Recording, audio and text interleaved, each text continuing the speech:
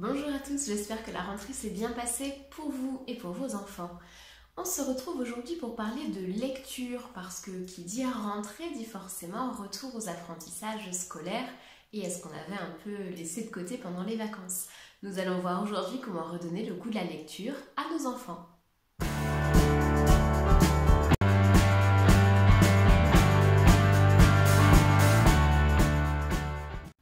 Ma première astuce est de leur donner l'exemple.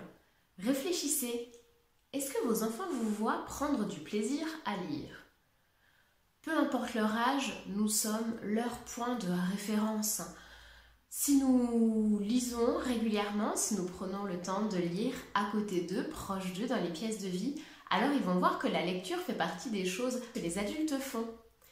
Ainsi, ils vont vouloir vous imiter et eux aussi prendre un livre. Vous pouvez bien sûr garder des moments pour lire le soir dans votre lit, à l'abri du regard de vos enfants, à l'abri du bruit de vos enfants. Mais n'hésitez pas, ne serait-ce qu'à feuilleter le journal ou à lire un magazine en leur présence, que ce soit autour d'une table, dans un canapé ou dans votre jardin. Ma deuxième astuce consiste à varier au maximum les supports. Par exemple, on pense aux livres quand on parle de lecture. Mais on peut également lire le programme du cinéma pour choisir son film, le menu au restaurant. N'hésitez pas à abonner vos enfants à des journaux adaptés à leur âge ou à des magazines sur des thèmes qui leur plaisent, des magazines d'information. Sachez qu'en plus, vous avez maintenant possibilité d'obtenir un crédit d'impôt pour un abonnement à un journal d'information sur une période de 12 mois. N'hésitez pas, que ce soit pour vous ou pour eux, c'est une bonne occasion de lire. Ma troisième idée, quand on parle de prendre plaisir à lire, c'est d'écrire des correspondances, que ce soit sur lettre papier ou par mail. En effet, que ce soit pour vous ou vos enfants, on sait le plaisir que l'on a à recevoir des nouvelles de gens dont on est proche, à recevoir des nouvelles d'amis qui vivent un peu loin. N'hésitez pas à inciter votre enfant à écrire, encore une fois que ce soit sur papier ou sur ordinateur. Il recevra ainsi des réponses qu'il sera obligé de lire. Et je mets bien des guillemets parce que forcément, le plaisir sera là, il ne se rendra pas compte qu'il fait l'effort de lire.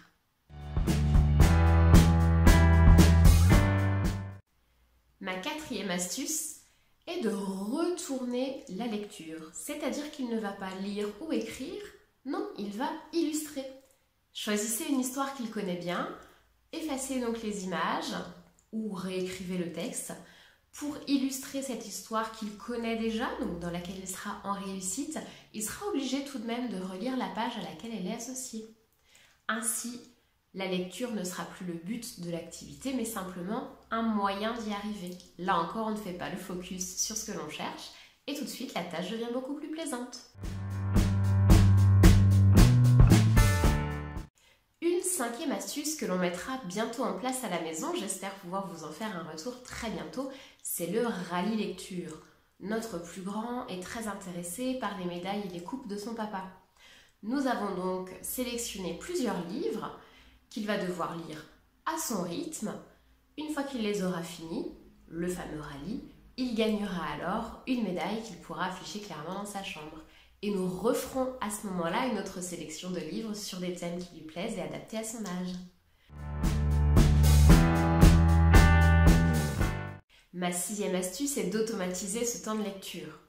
Vous allez forcément, en faisant ça, passer par un petit moment désagréable, puisque pour l'automatiser, il va falloir le rendre obligatoire tous les jours. Les instituteurs de CP vous diront qu'il faut lire minimum 10 minutes par jour, en plus des devoirs. En CE1, on va vous parler de 20 minutes. Coupons la poire en deux. Rendez la lecture obligatoire chez vous 15 minutes. Et quand je dis chez vous, c'est pour tout le monde. Pour vos enfants, mais également pour vous. Encore une fois, on revient à notre première astuce qui est de donner l'exemple. Prenez le temps de choisir ensemble, chacun un livre. Et pendant ces 15 minutes de lecture, vous pourrez tous profiter du calme pour vous concentrer. La septième astuce est la plus facile à mettre en place. Elle consiste à faire de la lecture offerte aux enfants. On parle de minimum 3 fois par semaine, mais beaucoup d'entre vous déjà lisent des histoires au lit le soir. Ces histoires de lecture offertes aux enfants sont l'idéal pour enrichir leur vocabulaire et pour créer des moments plaisants autour du support qu'est le livre. N'hésitez donc pas à en faire régulièrement, même en dehors du lit. Ma 8e astuce va être de vous abonner à la bibliothèque ou à la médiathèque locale. Aujourd'hui, de très nombreuses bibliothèques rendent l'accès totalement gratuit pour les enfants et rendent les emprunts gratuits pour les enfants.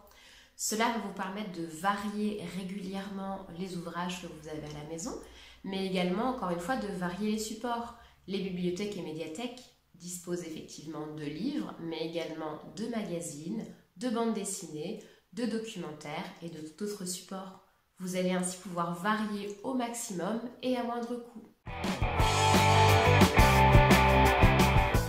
Ma 9e astuce est d'adhérer à un club de lecture. Alors forcément, on n'en trouve pas à tous les coins. Comment trouver un club de lecture adapté à l'âge de votre enfant, adapté également à son niveau scolaire? Si ça vous intéresse, je vous invite à me rejoindre sur le blog dès le 1er octobre ou à m'envoyer un petit message un peu plus tôt.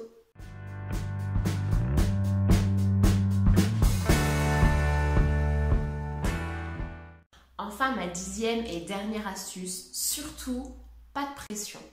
Pas de pression ni pour vous, ni pour vos enfants. On parle de plaisir, on parle de goût de la lecture. Jamais vous ne prendrez plaisir à quelque chose pour lequel vous êtes stressé.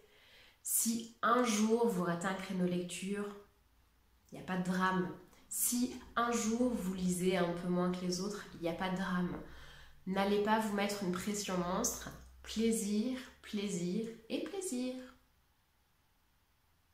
J'espère que ces 10 petites astuces vous seront utiles. N'hésitez pas, si vous aussi vous en avez à nous partager, à les inscrire en commentaire ou à les mettre dans les commentaires du blog. Je vous dis à bientôt sur cette chaîne ou dans la vie réelle.